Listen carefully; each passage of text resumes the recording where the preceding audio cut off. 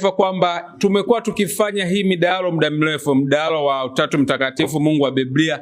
Leo hii tumeweka kwamba iwe ni siku ya mwisho kabisa, kwa hiyo tutaifanya kitofauti sana, kati ya Mwalimu Daniel Mwankemwa na Mwalimu Ndacha kujadili juu ya Utatu Mtakatifu. Sijui kama wataamua siku nyingine kujadili, lakini kwa leo tulipanga kwamba iwe mwisho. Sasa wasiendelee kujadili, kitakachotokea, matokeo yatakayotokea ndio yawe mwisho na uwe msimamo wa kila mmoja. Karibuni sana. Mimi ni washukuru wala ambao mmekuwa mnafuatilia. Rafiki yangu Ndacha nimeongea naye muda mrefu sana, na katika kuongea naye nimeona tufike kipindi hiki ambapo tuweze kuweka kila kitu sawa, na baada ya kuweka kila kitu sawa tuwe tunafika mahali pa kuweza kuona kwamba tunafikia hitimisho, ambalo hilo hitimisho kila mmoja anaweza kaamua sasa, kwamba unaweza kaamua hivyo, lakini wakati huo ukiangalia pia na hatima yako. Hoja imekuwa hivi: je, kuna fundisho la Utatu Mtakatifu kibibilia? Ndio, lipo.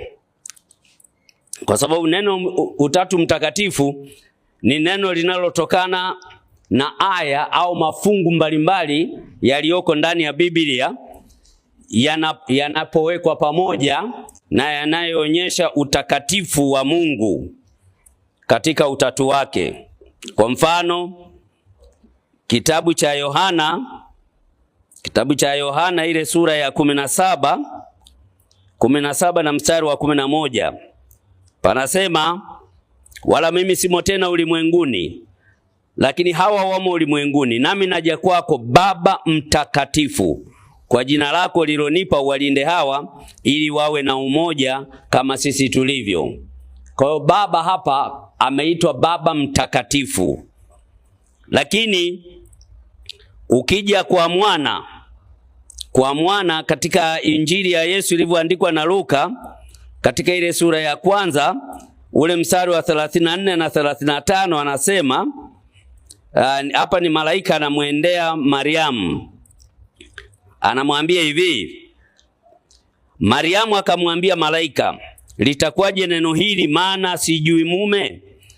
35 malaika akajibu akamwambia, Roho Mtakatifu atakujilia juu yako, na nguvu zake aliye juu zitakufunika kama kivuli. Kwa sababu hiyo, hicho kitakachozaliwa kitaitwa kitakatifu, mwana wa Mungu. Kitakachozaliwa kitaitwa kitakatifu, mwana wa Mungu. Huyu ni mwana. Kwa hiyo mwana ni mtakatifu. Je, Roho Mtakatifu? Kitabu cha Waefeso ile sura ya kwanza, nitasoma mstari wa 13 na wa 14, unasema, nanyi pia katika huyo mmekwisha kulisikia neno la kweli, habari njema za wokovu wenu. Tena mmekwisha kumwamini yeye na kutiwa muhuri na Roho yule wa ahadi aliye mtakatifu. Yule Roho wa ahadi aliye mtakatifu. Kwa hiyo hapa tumeona Baba Mtakatifu, Mwana Mtakatifu na Roho Mtakatifu mtakatifu. Hiyo ndio iliyoleta neno moja linaloitwa Utatu Mtakatifu, kwa sababu hakuna katika hao niliyowasoma ambaye hana sifa ya utakatifu. Kwa sababu tu mwingine, kama kawaida, mwingine anataka aone neno Utatu Mtakatifu ndani ya Biblia. Tumekuwa tunasema hakuna neno moja la Utatu Mtakatifu, kama vile hakuna neno milenia ndani ya Biblia, na kama vile hakuna neno ile milenia maana yake 1000, miaka 1000, wala hakuna neno incarnation. Ulipati neno incarnation kwenye Biblia, lakini linatumika katika kufafanua kila ambacho kimefanyika, kwamba umwilisho, kupata mwili kwa mwana. Sasa je, hawa niliowasema hawa ni nafsi, ili tuje kwenye fundisho la utatu? Ndiyo, Biblia ndivyo inavyofundisha. Katika Yohana sura ya 5 na ule mstari wa 26 anasema, maana kama vile Baba alivyo na uzima nafsini mwake, vivyo hivyo alimpa na Mwana kuwa na uzima nafsini mwake. Kwa hiyo kama Baba alivyo na uzima nafsini mwake, na Mwana ana uzima nafsini mwake. Kwa hiyo tayari hapa tunaongea habari ya nafsi mbili tayari. Na Roho Mtakatifu katika kitabu cha Matendo ya Mitume, hapa nimewaambia tunaweka tule msingi, kwa sababu tumeyasoma sana maandiko haya, kwa sababu tunayajengea msingi. Matendo ya Mitume sura ya 5 mstari wa 3 na 4 anasema, Petro akasema, Anania, kwa nini shetani amekujaza moyo wako kumwambia uongo Roho Mtakatifu na kuzuia kwa siri sehemu ya thamani ya kiwanja? Kilipokuwa kwako hakikuwa mali yako, na kilipokuwa kimekwisha kuuzwa thamani yake haikuwa katika uwezo wako? Ilikuwaje hata ukaweka neno hili moyoni mwako? Hukumwambia uongo mwanadamu, bali Mungu. Huyu Roho Mtakatifu anayetajwa anahuzunika, anafurahi na anasema. Kwa hiyo ni mwenye nafsi. Hivyo ndivyo Biblia inavyosema. Je, kwa sababu ninaongea na hawa ambao wamesema wao wanakiri kwamba ni wafuasi wa imani ya usabato, ambao wanaamini na vitabu anaviita vya roho ya unabii. Je, kutokana na hili vitabu vinasema nini? Na nitakavyovisoma nitaviacha hapa mezani. Nitakachosoma nitaacha hapa mezani. Kitabu hiki hapa kinaitwa Ujumbe wa Awali. Ninaenda kusoma ukurasa wa 112. Anasema hivi, mara nyingi nimemwona Yesu mwenye kupendeza kwamba yeye ni nafsi. Nilimuuliza kama baba yake alikuwa ni nafsi na alikuwa na umbo kama lake. Yesu alisema, mimi niko katika mfano halisi wa nafsi ya baba yangu. Kwa hiyo hapa Ellen White anathibitisha kwamba baba ni nafsi na mwana ni nafsi, kama vile Yohana 5:26 ilivyosema. Je, kuhusu Roho Mtakatifu kwamba ni nafsi, baada ya kusoma ndani ya Biblia vitabu vya roho ya unabii ambavyo ninaamini Mwalimu Ndacha anaamini, vinasema nini ili tujue fundisho hili la Utatu Mtakatifu lipo au halipo, au ni akili zetu. Ninasoma ukurasa wa 85. Uovu ulikuwa ukirundikana kwa karne nyingi na ungeweza tu kuzuiwa na kupingwa kwa uweza mkuu wa Roho Mtakatifu, nafsi ya tatu ya uungu, ambaye angekuja si katika nguvu iliyopunguzwa bali katika utimilivu wa uweza wa uungu. TM 392 paragrafu ya 2. Kwa hiyo tayari Roho Mtakatifu kumbe naye ni nafsi, kama vile tulivyosoma ndani ya Biblia. Na huyu Roho Mtakatifu yeye ni nafsi ya tatu ya Utatu Mtakatifu. Nina kitabu hiki hapa. Nina kitabu Tumaini la Vizazi Vyote toleo la 2. Ninakwenda kusoma ukurasa wa 284. Ukurasa wa 284.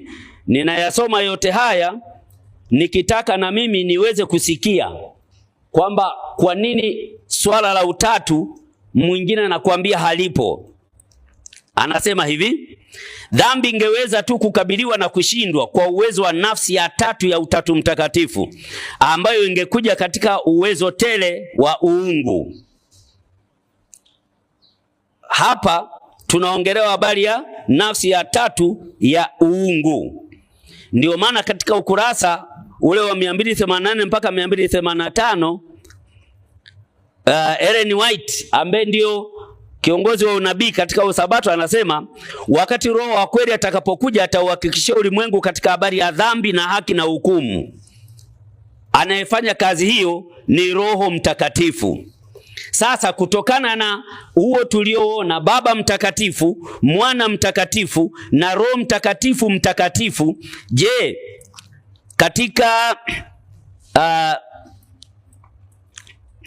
katika kitabu cha Mwongozo Hii hapa mwongozo wa kanisa la Wasabato.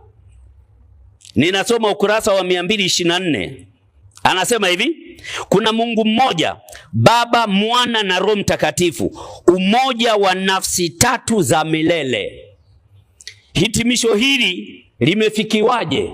Ni baada ya kuona Baba imethibitika katika maandiko ni mtakatifu, na Mwana ni mtakatifu, na Roho Mtakatifu ni mtakatifu. Lakini Baba ni Mungu, Mwana ni Mungu, na Roho Mtakatifu ni Mungu. Lakini sio Mungu wa tatu, ni Mungu mmoja ambaye analo jina moja analolitumia linaloitwa Yesu. Ndio maana hapa katika hii mwongozo wa kanuni za Wasabato anasema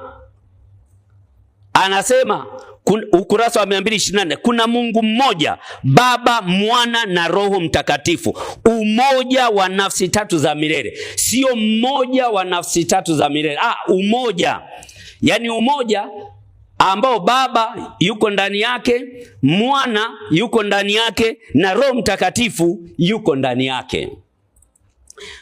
Hiki ndicho ambacho maandiko yanakifundisha, na ndicho ambacho hata vitabu vya roho ya unabii ambavyo Mwalimu Francis Ndacha anaviamini ndivyo vinavyofundisha.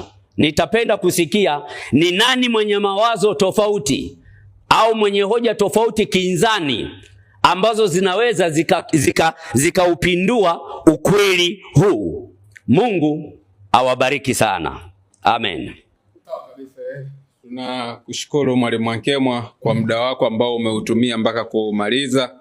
Tumkaribishe Mwalimu Francis Ndacha. Okay.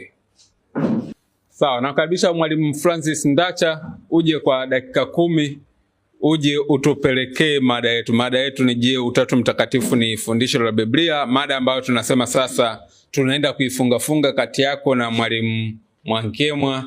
Kama mtaafikiana au hamtaafikiana, mmeshajadili sana na watu wameshawasikia sana. Karibuni. Asante sana Bwana Mwenyekiti, na ninawakaribisha wale ambao mnafuatilia live hii. Kati ya mimi hapa na Danieli Mwankemwa, somo letu ambalo tunalijadili ni swala linalohusiana na Utatu Mtakatifu, na kitu ambacho nimekigundua ni kwamba Mwankemwa elimu ya fundisho hili la Utatu Mtakatifu, Mwankemwa elimu hii hana. Kitu ambacho Mwankemwa anafanya ni kutengeneza utatu wake, lakini utatu ambao uko kwenye vitabu vya dini Mwankemwa hausungumuzii. Anasungumzia utatu wake ambao yeye mwenyewe anautengeneza hapa katika mjadala. Sasa nikiomba mwenyekiti, kama tunasungumzia hali ya utatu, tuweze kusungumzia utatu ulio katika vitabu, sio utatu ambao unatengenezwa na Mwankemwa hapa ama mimi ni utengeneze.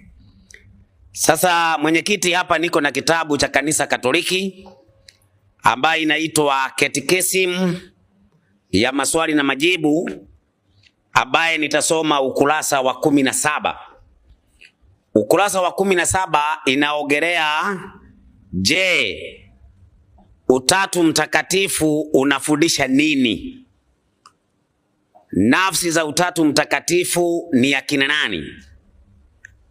Inasema hivi: Baba ni Mungu, Mwana ni Mungu, na Roho Mtakatifu ni Mungu. Alafu inasema hivi: Baba si Mwana, Mwana si Roho Mtakatifu, na Roho Mtakatifu sio Baba. Kwa hivyo ina maana ya kwamba Utatu Mtakatifu unafundisha nafsi tatu, na kila nafsi ni Mungu kivyake. Kwa hivyo ina maana Utatu Mtakatifu unafundisha Mungu au miungu mitatu, kitu ambacho Biblia inakataana nacho kabisa kabisa. Kwa hivyo mimi nitaweza kuogelea kile ambacho Biblia inachokifundisha, lakini sio kile kanisa la Katoliki linafundisha ama kanisa lolote linafundisha. Ninaogelea ni nini ambacho Biblia inafundisha. Ukisoma Wakorintho wa kwanza 8 mstari wake ni wa 6, bwana mwenyekiti, andiko hili halihitaji kuongezwa chochote, linaeleweka kwa mtu ambaye anaamini katika ukweli wa Biblia. Andiko linasema kwetu sisi Mungu ni mmoja tu. Mungu ni mmoja tu. Alafu aliye Baba, ambaye vitu vyote vimetoka kwake, nasi tunaishi ndani yake, na yuko na Bwana mmoja Yesu Kristo. Kwa hivyo kitu ambacho ninajega hoja, bwana mwenyekiti, katika andiko hili limeenda kinyume kabisa na imani ya Katoliki na imani ya wana utatu, kwa sababu wana utatu, bwana mwenyekiti, wanafundisha Mungu ni mmoja, Baba, Mwana na Roho Mtakatifu. Andiko kama hilo kwa Biblia kuanzia Mwanzo mpaka Ufunuo, hilo andiko kwa Biblia hakuna.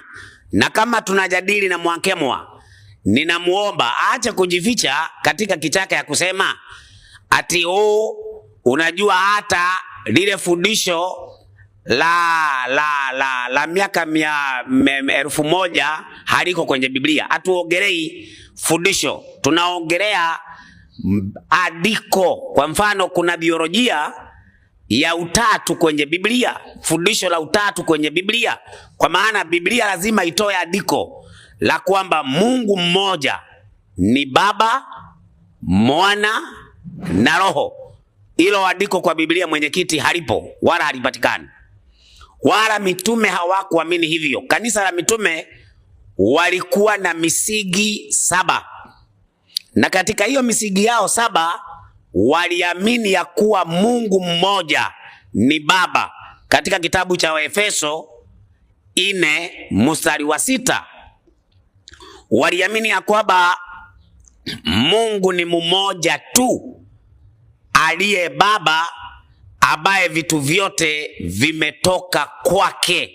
Sasa haya mafundisho ya kina Mwankemwa ni mafundisho ya juzi baada ya mitume kufa.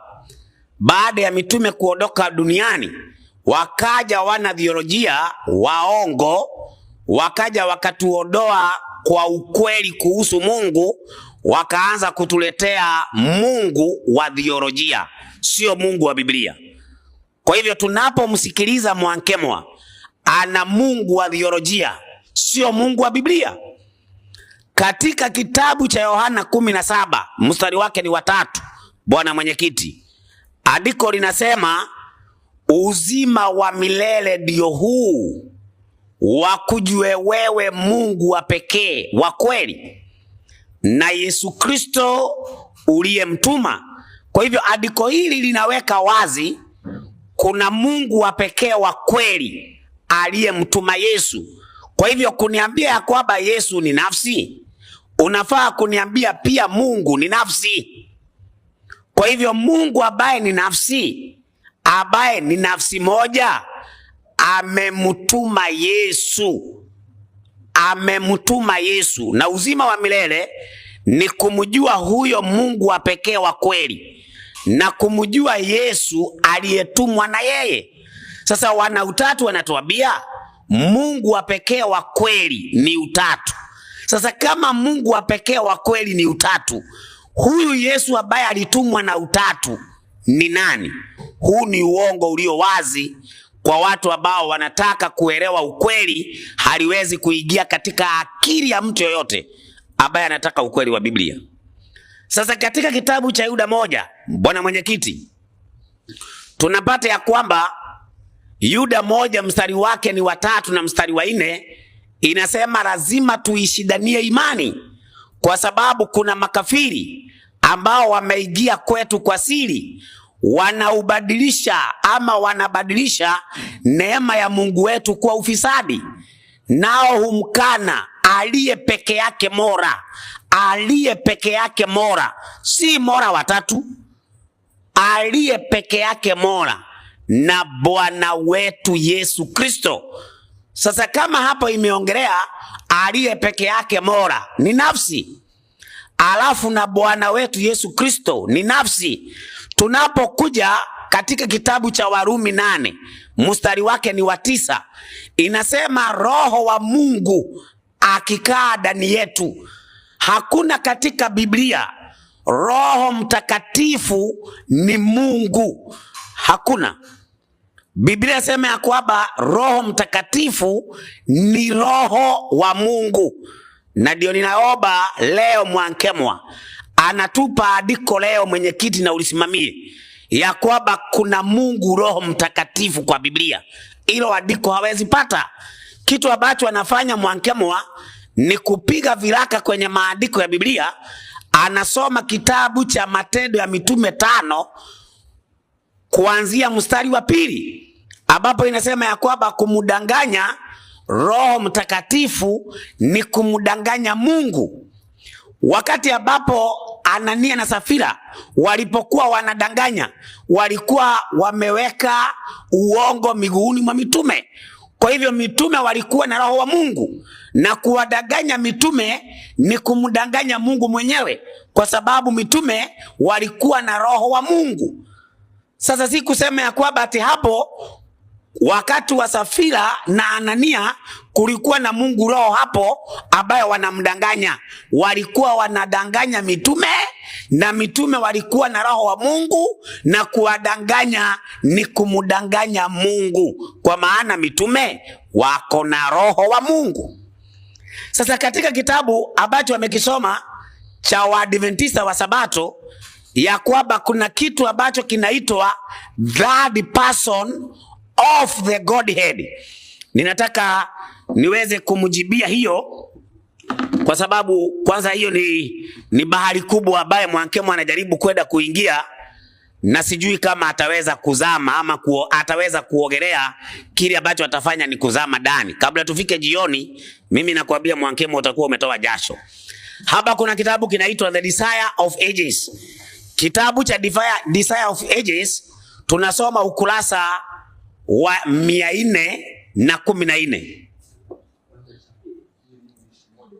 Ni kitabu kimoja tu hivi, ndio naona hivi kile kiko hapa, nitakuachia hapa, ambacho kinasema hivi: the power of evil, the power of evil, the power of evil had been strengthened for centuries. Sasa wakati tunapoogelea the power of evil, tunakuja tunasoma kipengele cha pili. Christ has given his spirit. Christ has given his spirit as divine power to overcome all hereditary and certificated tendencies to evil, and to impress his own character upon his church. Kwa hivyo kanisa la Kristo halina Mungu Roho Mtakatifu. Kanisa la Kristo liko na Roho wa Kristo. Kado na Mwankemwa, yeye ako na Mungu Roho Mtakatifu, lakini kanisa la Kristo liko na Roho wa Kristo. Kwa hivyo andiko hata moja kwenye Biblia kuanzia Mwanzo mpaka kitabu cha Ufunuo, hakuna andiko linalosema Mungu mmoja ni Baba, Mwana na Roho Mtakatifu. Hilo andiko kwa Biblia hakuna, na ninamgoja. Asanteni. Sawa kabisa, na shukuru kwa dakika 10 hizo. Dr. Mwankemwa, mliniambia mnaingia kwenye maswali moja kwa moja, maswali na majibu. Mwalimu Ndacha, karibu. Dakika 10 anayeanza kuuliza maswali ni Dr. Mwankemwa. Swali langu ninaanza kuuliza hapa, na kitabu hiki hapa, Dhiki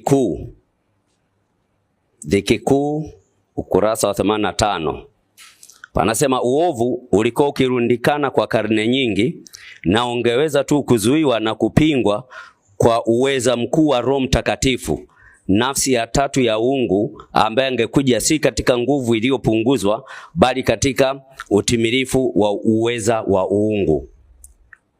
Haya ni maneno ya kiongozi wako wa unabii Ellen White, kwamba Roho Mtakatifu ni nafsi ya tatu ya uungu.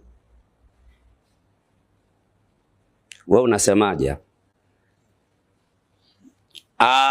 Kitu ya kwanza, mimi nakubaliana na kitabu na pia na hoja za Ellen G. White ya kwamba Roho Mtakatifu ni third person of the Godhead.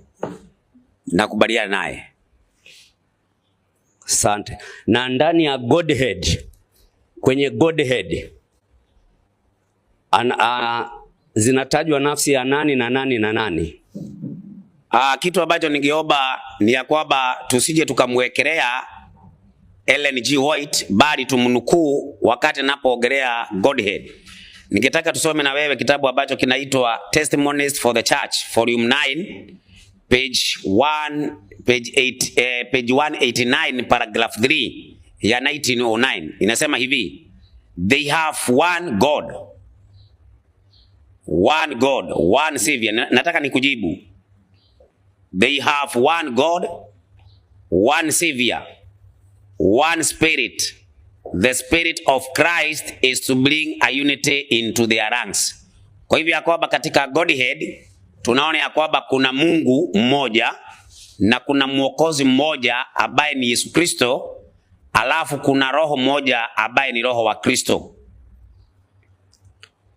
Asante. Kwa hiyo kumbe Ellen White alivyosema third person, kwamba Roho Mtakatifu ni third person, alikuwa amekusudia kwamba yuko Baba, Mwana na Roho Mtakatifu. Hapa naomba ninukuu katika Testimonies 392 ya pili, anasema evil had been accumulating for centuries and could only be restrained and resisted by the mighty power of the Holy Spirit, the third person of the Godhead. Kwamba Roho Mtakatifu, nafsi ya tatu katika uungu, ndiyo ambaye anakuja kuondoa dhambi. Kwa mujibu wa haya, ni sawa? Ni sawa kabisa Mwankemwa. Mimi si bishani na hiyo, kwa sababu mimi nakubaliana na kwamba third person of the Godhead, nakubaliana ni the Spirit of Christ. Mahali tunakosana na wewe ni wakati unaposema third person of the Godhead ni God the Holy Spirit. Hiyo ndio tunakosania. Kama tunakubaliana na wewe ya kwamba third person of the Godhead is the Spirit of Christ, tumalize mjadala ishe. Lakini kama wewe unasimamia kwamba third person of the Godhead ni God the Holy Spirit, mjadala unaendelea. Kwa sababu third person of the Godhead sio God the Spirit, but the Spirit of Christ, Roho wa Kristo, sio Mungu Roho Mtakatifu. Sasa katika Matendo ya Mitume 5 nimesoma hapa kwamba Roho Mtakatifu ametajwa, Roho Mtakatifu mstari wa 4 kwamba umemdanganya Mungu. Ndio tulivyosoma hapa. Wewe unasema third person ambayo ni Holy Spirit, yani Roho Mtakatifu, kwamba sio Godhead. Unatoa wapi hiyo kwamba Roho Mtakatifu sio God, yani Roho Mtakatifu kwamba sio Mungu Roho Mtakatifu? Unatoa wapi wakati mimi nimethibitisha kwa maandiko?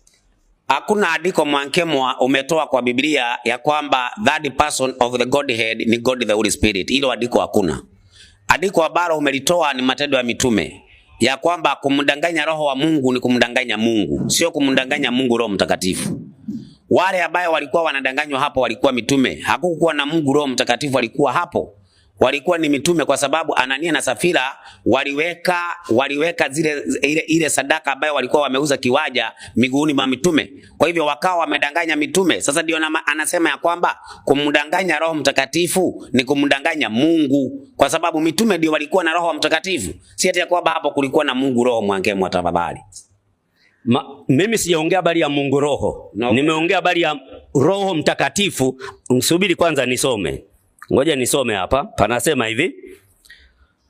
Petro akasema, Anania, kwa nini shetani amekujaza moyo wako kumwambia uongo Roho Mtakatifu? Hapa Roho Mtakatifu alitajwa kama nani? Kitu ambacho hapa anaongelewa anatajwa kama nafsi. Lakini hajatajwa akiwa Mungu Roho Mtakatifu. Na ndio nikakwambia hivi kidogo tu Mwankemwa. Unajua kuna wakati tafika tukubaliane. Tusiishi tu kushirikia vitabu. Tusiongee kupitia mawazo yetu. Vitabu vinaeleza wakati Roho Mtakatifu anapoongea ni nani anaongea. Biblia inasema kwamba Mungu akitupea Roho wake Mtakatifu, anatupea yeye mwenyewe. Hatupei mtu mwingine kado na yeye. Hapo ndio tunakosana na wewe. Kwa sababu kwa mfano hapa Mwankemwa. Mimi nimesema hivi. Naam. Nimekuuliza hivi. Ndio. Umekubali kwamba Roho Mtakatifu ni nafsi ya tatu ya uungu? Mimi nakubali, na ndio nikakuuliza sasa, kwa sababu Roho Mtakatifu ni nafsi ya tatu ya uungu umekubali, kwa hiyo unakubali kwamba ipo ya kwanza na ya pili? Katika kitabu ambacho tumejenga nacho hoja. Tumejenga kitabu hoja na vitabu vya Ellen G. White. Na ndio nimekuja huko. Kidogo tu nataka sasa unisikilize. Kulingana na Ellen G. White, hakuna mahali anaongelea anasema first person, the second person, third person. Hakuna. Nimesoma. Hakuna. Nimesoma. Naomba nirudie. Anasema hivi. Mahali umesoma, hakuna kitu sijasikia. Haya sawa. Anasema hivi. Nasoma ukurasa wa 112. Anasema, mara nyingi nimemwona Yesu mwenye kupendeza, kwamba yeye ni nafsi. Nilimuuliza kama baba yake alikuwa ni nafsi na alikuwa na umbo kama lake. Yesu alisema, mimi niko katika mfano halisi wa nafsi ya baba yangu. Kwa hiyo maana yake hapa tayari amekubali kwamba baba ni nafsi na mwana ni nafsi. Sasa nilipokuja kusoma kwenye kitabu cha Dhiki Kuu, ndio anafafanua sasa kwamba Roho Mtakatifu yeye ni nafsi ya tatu. Kwa maana kwamba kwa Ellen White hii nafsi ya baba ndio ya kwanza, nafsi ya mwana ndio ya pili, na ya Roho Mtakatifu nafsi ya tatu, ambao ndio sisi tunaita utatu mtakatifu. Wewe unachokataa ni nini? Kitu ya kwanza Mwankemwa, ningekuomba kama tunaongea kuhusu Ellen G. White tumtumie yeye kwa ukweli. Tusije tukaigiza dhana zetu tukamwekelea. Kwa mfano, mimi naomba nikusomee ili andiko, alafu wewe unieleze. Maana tayari yako hapa analiongea. Kitabu kinaitwa hii huku kidogo tu. Ninaeleza hiyo. Sijaacha hiyo. Nimesema kwa hivyo Yesu Ellen anauliza Yesu, baba yako ni nafsi, ana nafsi kama wewe? Akaambiwa mimi ni chapa ya baba. Kwa hivyo Yesu ni mwana wa baba. Kidogo tu. Hiyo ndio ile umesoma hapo. Ni chapa ya nafsi ya baba. Si ndio imesema? Sasa mimi nikawa ninauliza hivi. Kwa mfano hapa katika hiki inaitwa Youth Instructor December 16, 1897 Mwankemwa. Tafadhali nakuomba. Inasema hivi, they were two yet little short of being identical. Two in individuality, yet one in spirit and heart and character. Kwa hivyo anapoongelea Ellen G. White anaongelea nafsi ama watatu. Si ati ya kwamba watatu huyu mwingine anaitwa Roho Mtakatifu ni kama vile baba na mwanawe. Anasema they were two individuality in being, one in spirit. Kwa hivyo baba na mwana ni wawili, lakini wanakuwa mmoja katika roho. Lakini wana nafsi, kila mmoja ana nafsi yake. Lakini ili wakuwe mmoja, hawakui mmoja katika nafsi, wanakuwa mmoja katika roho, katika karakta.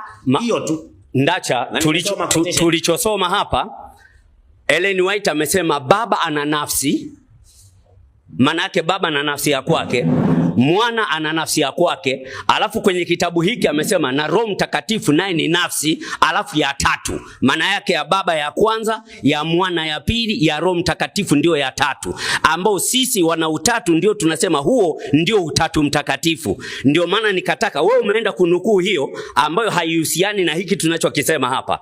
Nikataka kwamba tuko kwenye nafsi, maana ndio kwenye mgogoro wetu mimi na wewe Ndacha. Tuko kwenye nafsi ambapo Ellen anamsema Roho Mtakatifu ni nafsi ya tatu katika uungu. Sio kwamba yuko peke yake. Katika ule uungu Roho Mtakatifu ni nafsi ya tatu. Nimekuuliza swali kwamba kama Ellen anajua kuna nafsi ya tatu, unakubaliana naye kwamba kuna nafsi ya kwanza na ya pili?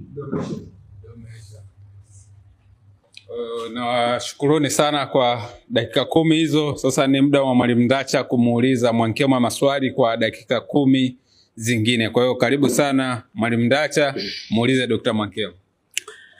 Mwankemwa, naomba nikuulize swali kupitia vitabu vya wale ambao wanaamini katika utatu.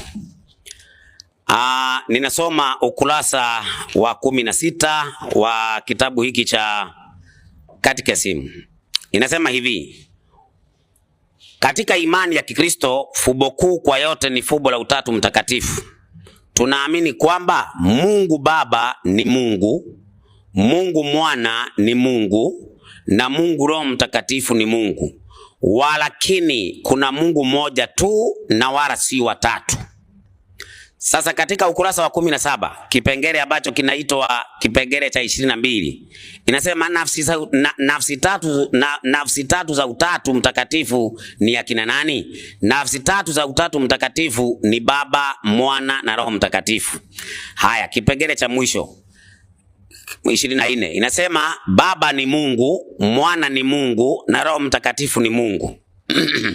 Sasa swali yangu ninakuuliza Mwankemwa, kado na hizi vitabu ambavyo tumesoma zinasema Mungu ni Baba, Mwana na Roho, kunalo andiko katika Biblia Mungu mmoja ni Baba, Mwana na Roho? Kama liko ulitoe tulisome, kama hakuna utuambie hakuna. Sitaki maelezo, usianze kunielezea. Mimi naomba uniambie lipo tulisome, kama halipo uniambie hakuna. Andiko la kwamba Mungu mmoja ni Baba, Mwana na Roho lipo. Ni katika Mathayo sura ya 28 na mstari wa 19. Nendeni mkawabatize watu kwa jina la Baba, Mwana na Roho Mtakatifu. Na ndicho ulichokuwa umetaka. Hili jina ndo jina la Mungu. Na wewe ulisema Mungu mmoja lionekane ni Baba, Mwana na Roho Mtakatifu. Lipo ni Mathayo 28 mstari wa 19, ambapo pametajwa yale unayoyataka wewe, mkawabatize watu kwa jina la Baba, Mwana na Roho Mtakatifu. Hili jina ndo jina la Mungu, ambalo huyo Mungu ni mmoja, lakini aliyejifunua katika utatu, Baba, Mwana na Roho Mtakatifu. Kwa hiyo andiko lipo. Mwankemwa, naomba uzingatie swali ninalokuuliza. Sijauliza jina la Mungu. Nimeuliza hivi: kunalo andiko kwa Biblia Mungu mmoja ni Baba, Mwana na Roho Mtakatifu? Kwa mfano, katika kitabu cha Wakorintho wa kwanza 8 mstari wa 6 inasema kwetu sisi Mungu ni mmoja tu aliye Baba.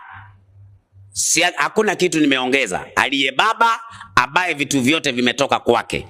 Mwankemwa, kunalo andiko kwa Biblia linalosema Mungu mmoja ni Baba, Mwana na Roho Mtakatifu? Lipo.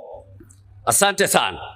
Hata hiyo Wakorintho wa kwanza 8:6 unakatisha, huimalizi, ndio maana hupati maana. Imesema kwetu sisi Mungu ni mmoja tu aliye Baba ambaye vitu vyote vimetoka kwake. Kunaye na Bwana. Sasa huyu Bwana wewe unamruka, wakati huyu Bwana ndiye Mungu Mwana aliyetajwa kwenye Yohana 1:18.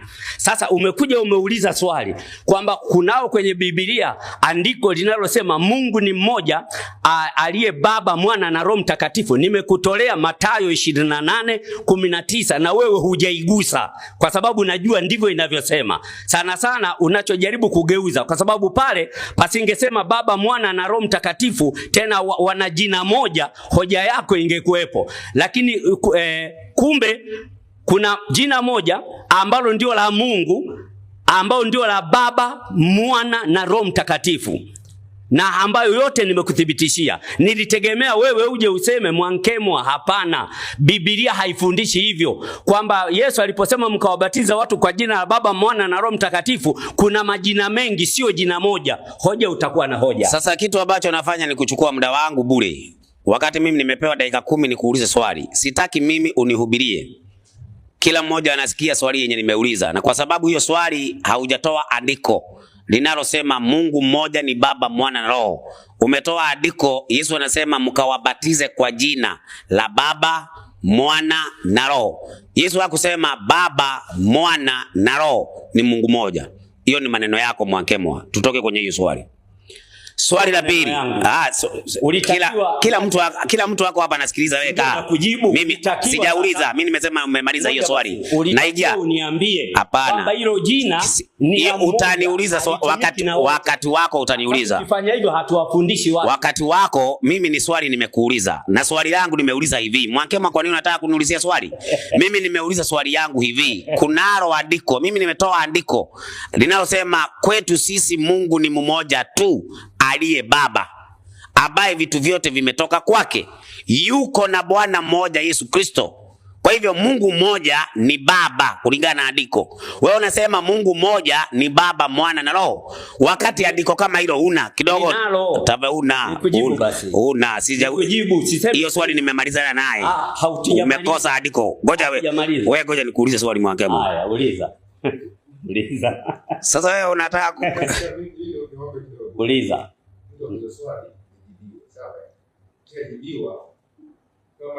Sasa iko hivi, kuna vitu anaongea hapa anasema kujibu. Unajua inatakiwa sasa aniulize nimejibu au sijajibu. Sasa wewe unakula muda wangu tu bure.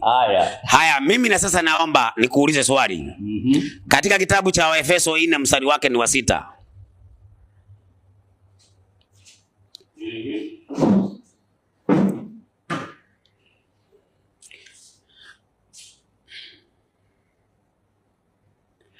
Nafikiri utanisimamishia muda wangu Haya, Waefeso 4 mstari wake ni wa 6.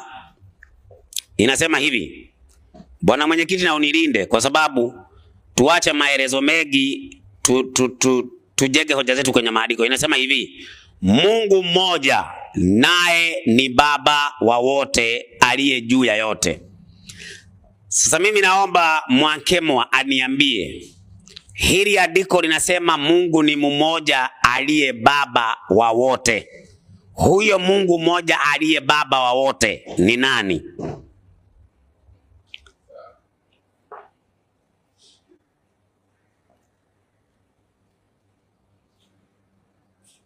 Mmoja naye ni Baba wa wote. Huyo Mungu mmoja naye ni Baba wa wote ni nani?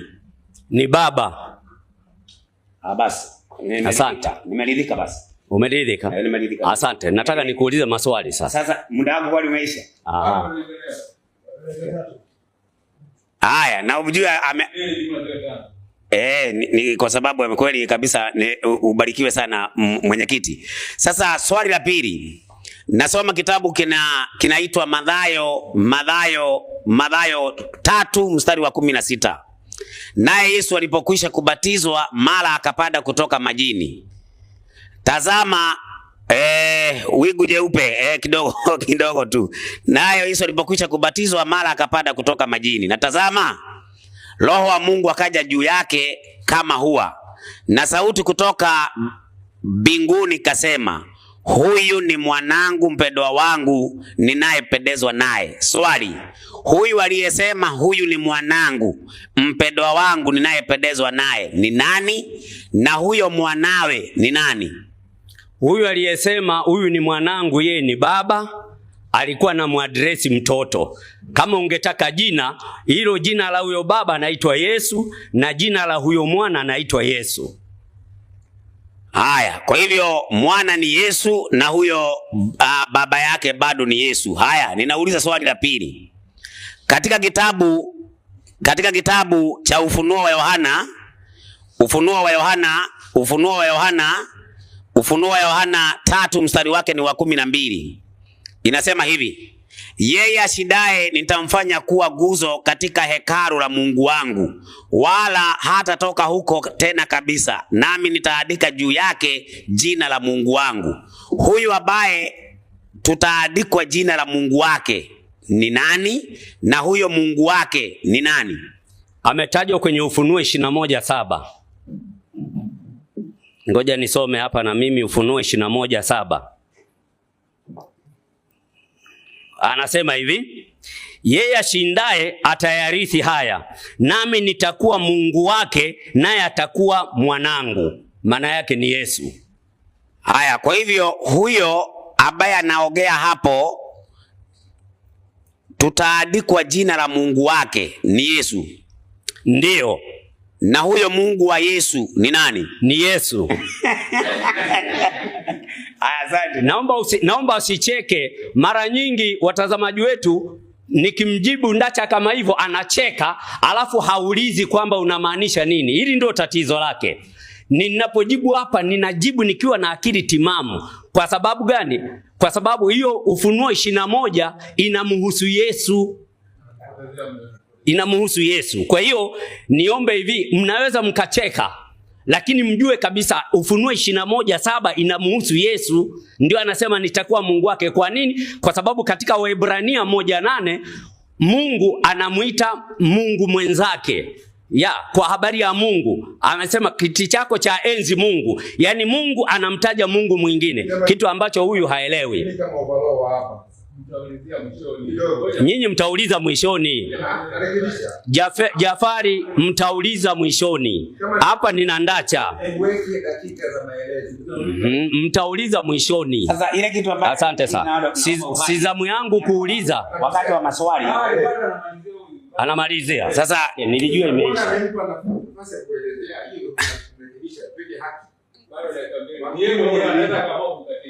Yes. Sasa naomba niweze kutumia Ufunuo 1 mstari wake ni wa 17 na 18. Ufunuo 1:17 na 18. Inasema, nami nilipomuona nilianguka miguuni pake kama mtu aliyekufa. Akaweka mkono wake wa kuume juu yangu akisema, usiogope, mimi ni wa kwanza na wa mwisho na aliye hai. Nami nilikuwa nimekufa, na tazama ni hai hata milele na milele. Swali kwako Mwankemwa, mwenye aliyekufa ni nani? Kwa mujibu wa Petro wa kwanza 3:17 aliyekufa ni Kristo. Naomba nisome. Petro wa kwanza 3:17 anasema hivi. Anasema, maana ni afadhali kuteswa kwa kutenda mema, ikiwa ndio mapenzi ya Mungu, kuliko kwa kutenda mabaya. Kwa maana Kristo naye aliteswa mara moja kwa ajili ya dhambi, mwenye haki kwa ajili ya wasio haki, ili atulete kwa Mungu. Mwili wake akauawa. Kwa aliyekufa ni Kristo. Haya, kwa hivyo aliyekufa ni Kristo. Ndiyo. Haya, sasa tunasoma kitabu kinaitwa wa Timotheo wa kwanza. Timotheo wa kwanza 6 mstari wake ni wa 16. Inasema hivi, ambaye yeye peke yake hapatikani na mauti, amekaa katika nuru isiyoweza kukaribiwa, wala hakuna mwanadamu aliyemuona, hata awezaye kumuona. Heshima na uwezo una yeye hata milele na milele. Huyu ambaye hapatikani na mauti na hakuna mwanadamu amewahi muona ni nani? Ni Baba. Asanti, nimeridhika. Asante sana.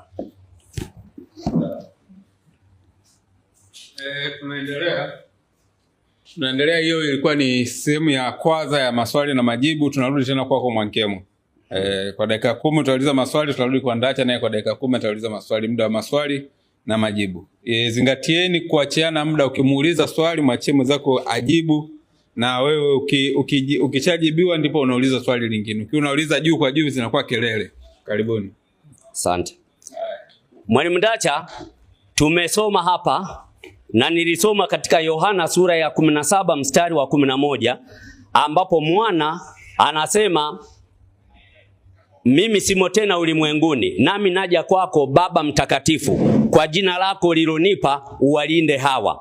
Hili jina ambalo mwana alikuwa anasema kwa jina lako lilonipa, alikuwa analisema hilo jina linaitwaje? Kwanza kitu ya kwanza tunajibu na maandiko ya kwamba hilo jina ambalo Baba alimpea mwana ni jina gani na linaitwaje. Tunasoma kitabu cha Waibrania 1 mstari wake ni wa 4 na mstari wake ni wa 8 kwa ajili ya kujibu hiyo swali.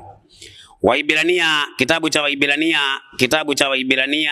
1 mstari wake ni wa 4 na wa 8 inasema hivi, amefanyika bora kupita malaika kwa kadiri jina alilolirithi lilivyo tukufu kuliko lao. Kwa hivyo Yesu ana jina amerithi. Hilo jina amerithi ni gani? Katika mstari wa 8.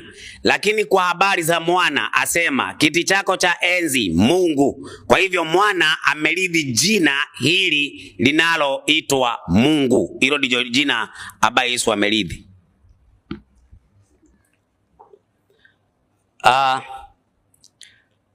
Mungu sio jina. Mungu sio jina kwa sababu katika Mathayo sura ya kwanza, Mathayo ile sura ya kwanza na ule mstari wa 20 mstari wa 21, kabla hajazaliwa maandiko yanasema, naye atazaa mwana, nawe utamuita jina lake Yesu, maana yeye ndiye atakayewaokoa watu wake na dhambi zao. Jina lake Yesu. Mungu sio jina. Nimekuuliza tena kwamba huyu baba katika Yohana 17:11 mwana anasema kwa jina lako lilonipa. Ni jina lipi? Mimi huku ninasoma ni jina la Yesu. Wewe unasema ni jina la nani? Kwanza Mwakemwa, nadhani ya kwamba wewe unatumia maandiko kuniuliza swali na unakataa maandiko ambaye nakupa. Unasema ya kwamba Mungu si jina. Kwa andiko gani? Mimi niko na andiko Mungu ni jina. Wewe uniambie unakataaje Mungu si jina? Uko na andiko nasema Mungu si jina. Mimi natoa andiko Mungu ni jina. Sasa wewe uniambie ni maandiko unakataa. Nasoma kitabu kinaitwa Isaya 9 mstari wa 6. 9:6 kitabu cha Isaya. 9:6 kitabu cha Isaya. Inasema hivi, maana kwa ajili yetu mtoto amezaliwa. Tumepewa mtoto mwanaume na uwezo wa kifalme utakuwa begani mwake. Naye ataitwa jina lake Mshauri wa Ajabu, Mungu mwenye nguvu. Ni jina. Wewe unasema si jina. Kwa nini? Ni wapi andiko linasema Mungu si jina? Sasa yule ambaye mtoto amezaliwa alafu anarithi jina la baba yake. Baba yake haitwi Yesu. Mtoto ndiye anaitwa Yesu. Lakini Yesu anasema katika Yohana 8:54 ya kwamba baba yake ni Mungu. Kwa hivyo Yesu amerithi jina Mungu ambalo linatumiwa na baba yake. Sasa angalia hapa. Mtoto, wapendwa na wasikilizaji, mwana anasema kwa jina lako ulilonipa. Na kwenye Mathayo 1:21 malaika amekuja na jina, anasema utazaa mwana, utamuita jina lake Yesu. Ile ya Isaya 9 aliposema jina amekusanya pale, Mshauri wa Ajabu, Mungu mwenye nguvu, Baba wa milele, Mfalme wa amani. Yaani yote ukiyakusanya pamoja ndio ambayo yanamfanya apate hiyo sifa aliyoitiwa pale. Lakini jina ambalo ni jina kabisa kwa maana ya onoma ni Yesu. Sijui kama hicho kitu unajua. Ndio maana nikakuuliza kwamba wewe hujui baba anaitwa nani. Na nikakuuliza katika Mathayo 1:21 limetokea jina na mwana anasema kwa jina lako ulilonipa. Je, unajua kwamba baba jina lake ni Yesu? Hakuna katika andiko hata moja katika Biblia linalosema baba jina lake ni Yesu. Hilo andiko hakuna. Asante sana. Asante sana. Wasikilizaji, mtaifuatilia Biblia. Ninauliza swali jingine kwamba Biblia inapoongea katika Mathayo sura 28 mstari wa 19, mkawabatize watu kwa jina la Baba, Mwana na Roho Mtakatifu. Wewe pale unaziona ziko nafsi ngapi? Ni nafsi moja, ni nafsi mbili, au ni nafsi tatu kwa mujibu wa Yohana 5:26? Mimi nimeona ya kwamba kuna Baba na kuna Mwana na kuna Roho Mtakatifu. Andiko linasema hivyo, jina la Baba, Mwana na Roho Mtakatifu. Hakuna kitu naongeza. Ambalo ni jina gani? Si jina, imesema kwa jina la Baba, Mwana na Roho Mtakatifu. Sasa hilo jina ni jina gani? Sasa mimi nikuulize. Jibu swali kwanza. Hilo jina ni jina gani? Imesema jina la Baba, Mwana na Roho. Hakuna mahali inasema jina hilo ni jina gani. Hakuna. Kwa hiyo Baba, Mwana na Roho Mtakatifu wanalo jina lake. Baba ana jina lake, Mwana ana jina lake, Roho ana jina. Hebu naomba sasa utusaidie. Hilo jina la Baba ni nani na Mwana ni nani na Roho Mtakatifu ni nani ambalo linahusika kwenye ubatizo wa muamini mpya? Hajasema jina linatumika kwa sababu ya ubatizo. Imesema watu wabatizwe kwa jina la Baba. Wale wamemwamini Baba wanabatizwa kwa jina la Baba. Na si jina ya kutamka. Ndio naona Yesu wakati wanafunzi wanapohubiri na kufanya miujiza, wanaulizwa mnafanya haya kwa mamlaka ya nani? Kwa nguvu za nani? Kwa jina la nani? Kwa hivyo nguvu zote zinazotumika hapo katika kuokoa mtu, Baba anahusika, Mwana anahusika, na uwezo wa Roho Mtakatifu unahusika. Hiyo ndio maana mimi naelewa kwamba kwenye mitume Yesu anasema mkawabatize watu kwa jina la Baba, Mwana na Roho Mtakatifu. Na nikakuuliza hapo, kuna nafsi moja, mbili au tatu? Mimi nimeshakujibu Mwankemwa. Sijui kwa nini unajirudia. Nishakuwajibu ya kwamba andiko limetaja Baba, likataja Mwana na likataja Roho. Limetaja. Sasa unataka niongeze nini? Nimekuuliza hivi.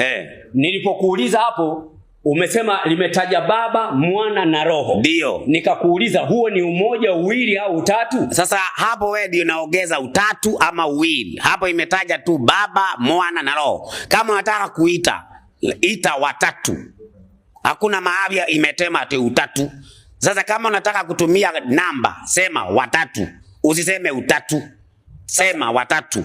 Lakini utatu hapo haijaandikwa. Ukiwaandika katika namba, unaandika 1 2 3. Unasema watatu. Kwani kwenye jina pametaja majina mengi au pametaja jina moja? Imesema jina la Baba katajwa. Kwa hiyo jina ni moja, ndio maana tunasema utatu. Hiyo ni kuongeza, mnaongeza. Andiko linasema jina la Baba, Mwana na Roho. Sasa nyinyi ni kuongeza, mnaongeza, mnaweka utatu. Kama kwa nini msiridhike hivyo imeandikwa hivyo? Mitume wa Yesu wakati wanawabatiza watu waliwabatiza kwa Baba, Mwana na Roho Mtakatifu au kwa jina la Yesu?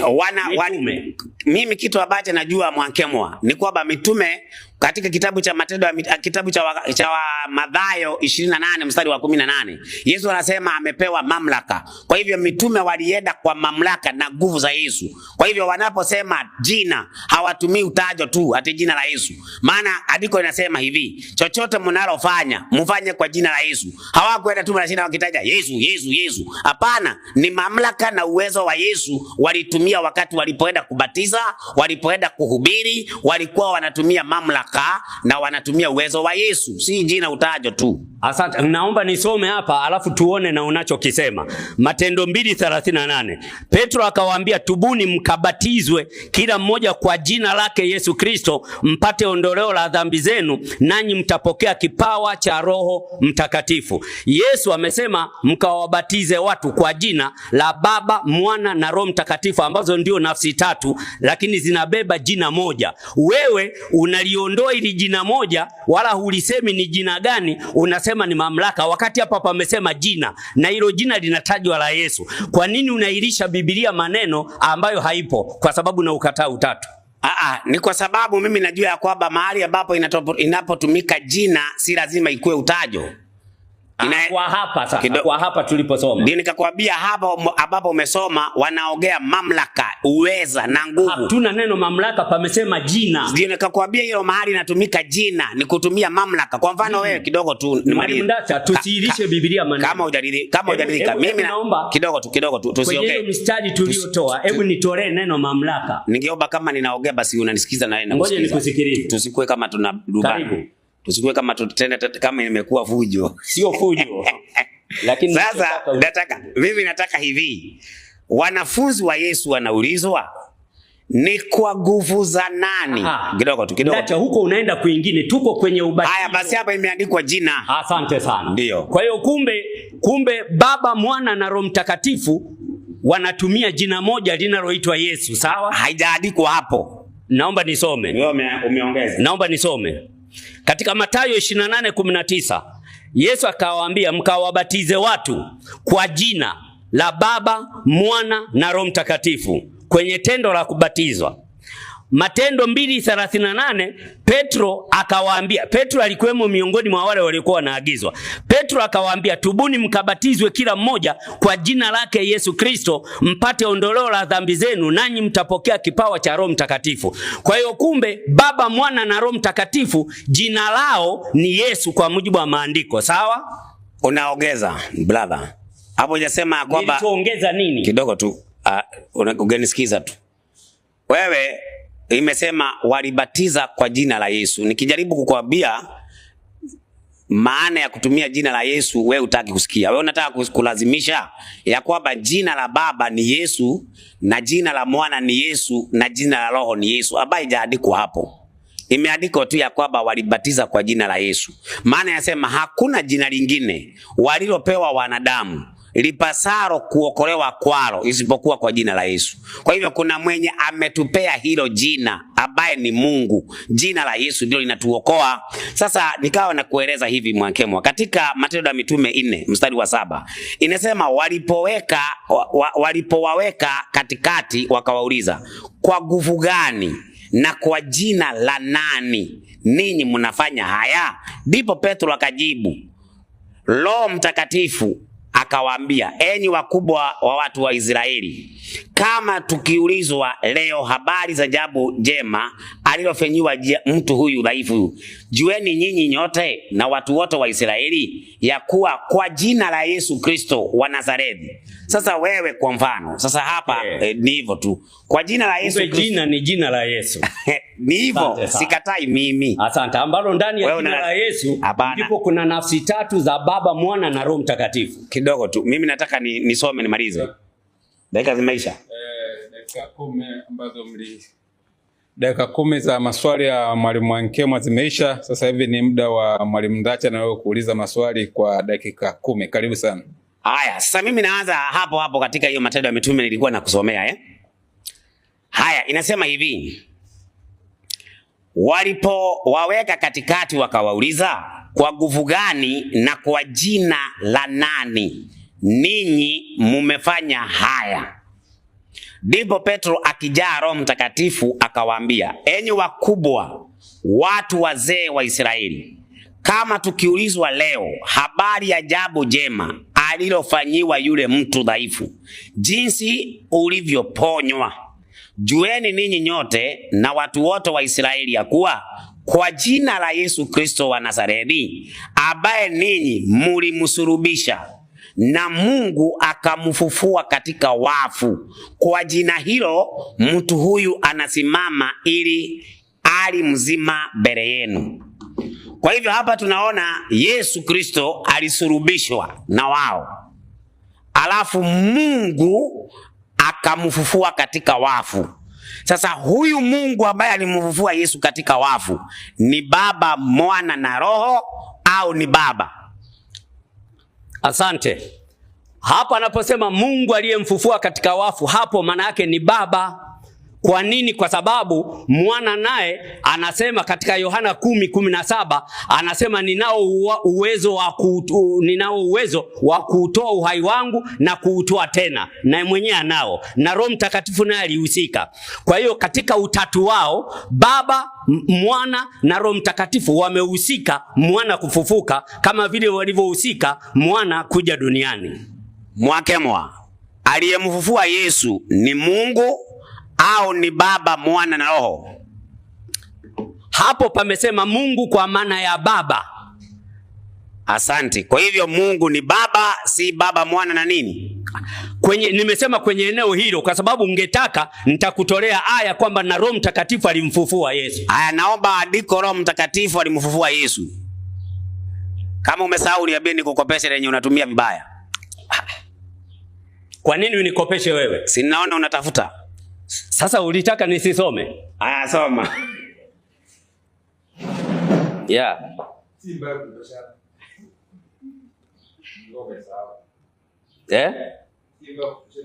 Yeah.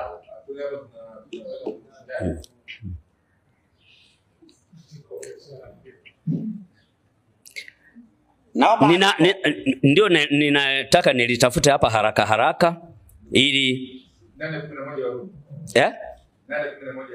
Sasa hilo linaweza likawa mojawapo. Kwa sababu yako mengi. Kwa sababu yako mengi na kama tayari mmoja ameshalisema, unaona, kwa mfano sasa nilitaka kutafuta jingine kwa sababu ili mmetoa wenyewe ndio tupitie humo. Inasema hivi. Anasema, lakini ikiwa roho yake yeye aliyemfufua Yesu katika wafu anakaa ndani yenu, yeye aliyemfufua Kristo Yesu katika wafu ataihuisha na miili yenu iliyo katika hali ya kufa kwa roho wake anayekaa ndani yenu. Umeona hapa sasa, na andiko hili mmetoa wenyewe na mimi nataka kulitumia hilo. Kumbe ni uthibitisho wa ndacha kwamba anayefufua sio Mungu tu peke yake kwa maana ya Baba, kumbe na roho naye amemfufua Yesu. Sasa kama ndio hivyo, wewe kwako kuna Mungu wangapi hapa? Si ni Mungu mmoja? Sasa mimi naomba tusome hapa. Andiko linasema hivi, lakini ikiwa roho yake yeye aliyemfufua Yesu, ni roho alimfufua Yesu ama aliyemfufua Yesu ana roho yake? Hapa anasema huyu aliyemfufua Yesu kwamba ana roho yake aliyemfufua Yesu, ambaye huyo roho wake ndio anaitwa Roho Mtakatifu. Kwa hivyo si roho alimfufua Yesu, bali aliyemfufua Yesu ana roho yake.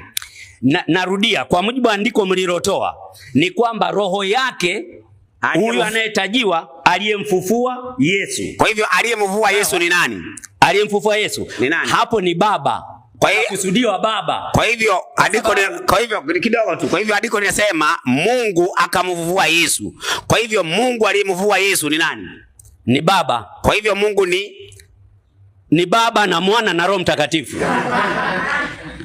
Anauliza hayo maswali yani kama ya mtego, hataki kupata ule muktadha wote. Yeye kwake ukisema Mungu anamaanisha tu ni kama ni Baba tu peke yake. Lakini nimesoma hapa Yohana 1:18, hakuna mtu aliyemuona Mungu wakati wowote. Mungu Mwana, yupo Mungu Mwana kwenye Biblia ambaye wewe huwa unamruka na ndio maana hupati muktadha wote.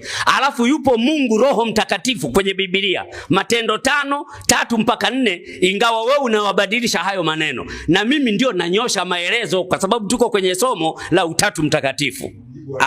Nimewahi kunukuu na ninakunukuu Mwakemoa. Kuna siku ambaye huyu ambaye anaitwa Simulizi amewahi kuwa mwenyekiti katika mkutano tukiwa na wewe, na ukadai ya kwamba haujawahi kusema kuna Mungu Roho Mtakatifu. Sasa swali kwako Mwakemoa, Mungu mmoja ni Baba au Mungu mmoja ni Mungu Baba, Mungu Mwana na Mungu Roho? Kama ni hivyo kidogo tu, kama ni hivyo, kunalo andiko katika Biblia linalosema ya kwamba Mungu Roho Mtakatifu?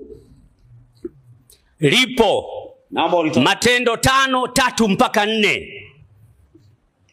ambayo inasema, Petro akasema, Anania, kwa nini shetani ameujaza moyo wako kumwambia uongo Roho Mtakatifu? Hukumwambia uongo mwanadamu bali Mungu. Hoja yako hapa ndacha wewe ulishaifundisha akili yako kukataa kwamba huyu Roho Mtakatifu sio Mungu wakati maandiko yanamthibitisha. Ndio maana unapata shida hapa. Kwa hiyo Mungu Roho Mtakatifu anapatikana kwenye Matendo ya Mitume sura ya 5 mstari wa 3 na 4. Mstari wa 3 anatajiwa nafsi yake, alafu mstari wa 4 anatajiwa cheo chake ambacho kwamba huyu ni Mungu. Katika hiyo Matendo ya Mitume, Anania na Safira walikuwa na Mungu Roho Mtakatifu hapo au na mitume? Asante. Roho Mtakatifu alishakuwepo tayari kwa sababu Matendo sura ya 2 alishashuka duniani. Ninauliza swali, hapo katika Matendo ya Mitume 5, Anania na Safira walikuwa na Mungu Roho au walikuwa na mitume? Walikuwa na Mungu Roho Mtakatifu ambaye na mitume pia walikuwepo. Haya, naomba nisome 5:2 inasema hivi, akazuia kwa siri sehemu ya dhamani yake, mkewe naye akijua hayo akaleta fungu moja akaliweka miguuni pa mitume. Waliweka miguuni pa Roho Mtakatifu, pa Mungu Roho au pa mitume? Ndacha iko hivi, Wale walileta vitu miguuni pa mitume, lakini wakati huo wakiwa chini ya Roho Mtakatifu ambaye ni Mungu. Ndani ya mitume sasa kulikuwa na Mungu Roho Mtakatifu au Roho wa Mungu? Ndani ya mitume, ndio. Ndani ya mitume alikuwepo Roho Mtakatifu ambaye ni nafsi ya tatu ya uungu. Kwa hivyo mitume ndani yao hakukuwa na Mungu Roho. Narudia, nimekuambia ndani ya mitume alikuwepo Roho Mtakatifu ambaye ni Mungu na ambaye ni nafsi ya tatu katika Mungu.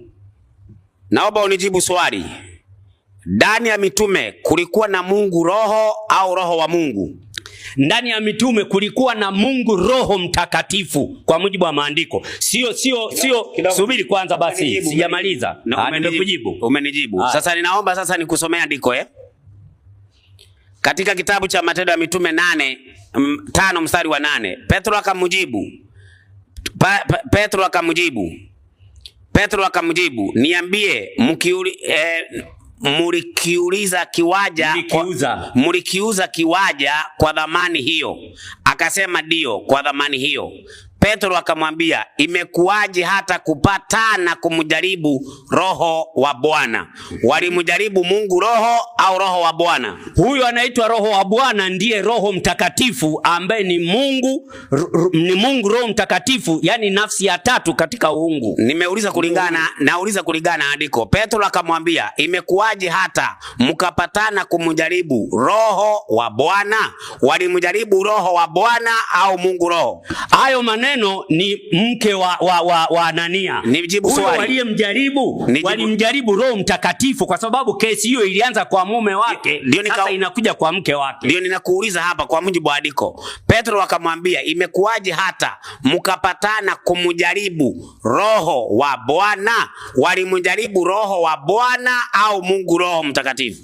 Walimjaribu Mungu Roho Mtakatifu kwa sababu ingeonekana hicho kisa ni kingine ndacha, ungekuwa na hoja. Nimekuambia huyu anaitwa Roho wa Bwana ndiye Roho Mtakatifu ambaye ni nafsi ya tatu katika uungu, na ndio maana sisi tunaamini. Kwa hiyo hicho ni kisa cha mke wa Anania, lakini kutoka kwa Anania, Petro ndio anamuuliza Anania, kwa nini umemwambia uongo Roho Mtakatifu? Ametajwa kwanza Roho Mtakatifu, baadaye ndio akatajwa kwamba huyo Roho Mtakatifu alipokuja mke wake ndio anatajiwa kwamba ni Roho wa Bwana. Maana yake ukisema Roho wa Bwana umekusudia Roho Mtakatifu kwa sababu tukio ni hilo hilo na sehemu hiyo hiyo. Kwa hivyo Mwakemwa, kulingana na andiko hili ambao nalisoma, mtu ambaye anaitwa mke wa Anania, wakiwa na Anania, walimjaribu Mungu Roho au Roho wa Bwana? Walimjaribu Mungu Roho Mtakatifu ambaye ni Roho wa Bwana. Haya, tunaenda swali la pili. Na Yohana 17 mstari wa 3. Muda umeisha. Kwa sema hivyo vipengele vya mara ya pili katika zile dakika 10 mmemaliza. Mnaendelea mpaka dakika 10 ngapi labda nijue? Au kwa sababu kuna watu wako hapa, si tuwape nafasi. Labda kama kuna watu watataka kuuliza hapa. Basi kabla wakati wanajipanga wao na maswali yao nataka nikuulize Mwakemwa kuhusiana na hili swala la Utatu Mtakatifu. Kama mimi mwenyewe nilikuwa muumini wa Utatu Mtakatifu. Swali langu tu ninauliza moja kwa moja, je, wewe unauelewa Utatu Mtakatifu? Kwa sababu kuna jamii kubwa sana ya Wakristo wanaamini kama mimi lakini hawaelewi. Na hata nakusomea hata katekisimu hapa inasema kwamba katika imani ya Kikristo fumbo kuu kwa yote ni fumbo la Utatu Mtakatifu. Tunaamini kwamba Mungu Baba ni Mungu, Mungu Mwana ni Mungu na Mungu Roho Mtakatifu ni Mungu. Walakini kuna Mungu mmoja tu na wala si watatu. Ni fumbo ambalo sisi hatulielewi kabisa. Ukuaji wangu wote najuaga hilo na mpaka leo naamini kwamba Utatu Mtakatifu ni kweli ni Mungu, wameungana watatu, lakini siwezi kulifafanua, sijui. Je, wewe mwenzetu, Mkristo mwenzetu, wewe unauelewa Utatu Mtakatifu? Kwa kadiri ya maandiko ya Biblia na Mungu anavyonisaidia, ninaweza nikauelezea. Kwanza, ili ujue maana ya Utatu Mtakatifu, lazima uanzie kwenye neno Emmanuel. Liko ndani ya Biblia. Ukitaka labda kama utanipa nafasi nilisome. Je, naweza nikasoma? Asante sana. ili uweze kuelewa utatu lazima uanze kwa Emmanuel. Katika Injili ya Yesu ilivyoandikwa na Mathayo ile sura ya 1 na mstari wa 21 panasema hivi,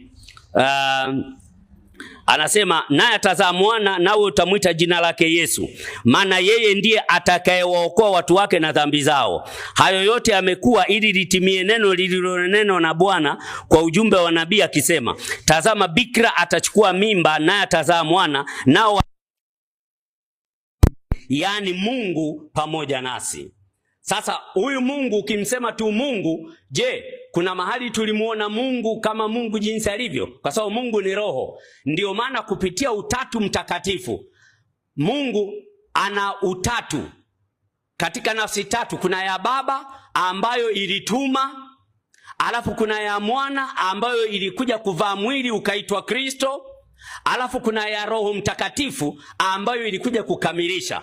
Ndio hii tunayosoma katika Matendo ya Mitume 20:28 kwamba jitunzeni nafsi zenu na lile kundi lote nalo ambalo Roho Mtakatifu amewaweka ninyi kuwa waangalizi ndani yake, mpate kulilisha kanisa lake Mungu alilolinunua kwa damu yake mwenyewe. Kwa hiyo tunajua ili Mungu anunue kanisa lazima damu itoke. Lakini anayetoa damu ni nani? Sio Mungu Roho, yule Mungu ambaye ni Roho. Lazima kuna mwili ambao alichukua unaoitwa Emmanuel, unaoitwa Kristo, lakini ni Emmanuel ndio hiki ambacho kimekuja. Kwa hiyo tukiona leo Baba aliagiza kwamba ulimwengu uokolewe, alafu Mwana amekuja ni mkombozi, ametukomboa, alafu sasa tunaye Roho Mtakatifu, alafu kila mmoja unaona anafanya kwa wakati wake. Hiki ndio kinachotuthibitishia utatu, na ndio huo ambao unajitokeza hata wakati wa ubatizo. Muamini yeyote ili awe muamini wa kweli wa Mungu lazima batizwe katika jina la Baba, Mwana na Roho Mtakatifu, ambalo jina hilo ni jina la Yesu. Lakini lazima nafsi tatu ziweze kuhusika. Ikikosekana moja, ubatizo huo ni batili. Huu ndio utatu mtakatifu jinsi ambavyo ninauelewa mimi kwa mujibu wa Biblia takatifu.